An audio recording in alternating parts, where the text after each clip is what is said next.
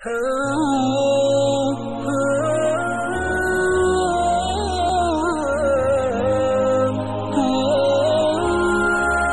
हज़रात ये सवाल करते हैं कि जनाबत की हालत में खाना पीना कैसा है, जायज़ है या नहीं।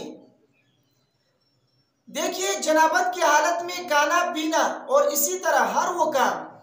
जिसके लिए तहारत शर्त ना हो, वो काम जनाबत की हालत में करना जायज़ है। अलबत्ता बेहतर यह है कि उससे पहले वुज़ू किया जाए, क्योंकि बुखारी और मुस्लिम में हज़रत आयशा रज़ी अल्लाह ताला अन्हा की हदीस है,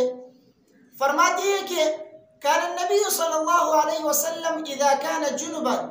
फ़अराद अन याकुल औ यनाम तवद्दअ वुज़ूअहु लिस्सलाह, के नबी अकरम सरवर दो आलम सल्लल्लाहु अलैहि वसल्लम जब हालत जनाबत में होते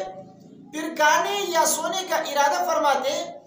तो उससे पहले वुज़ू कर लिया करते थे, जैसे नमाज के लिए वुज़ू करते हैं।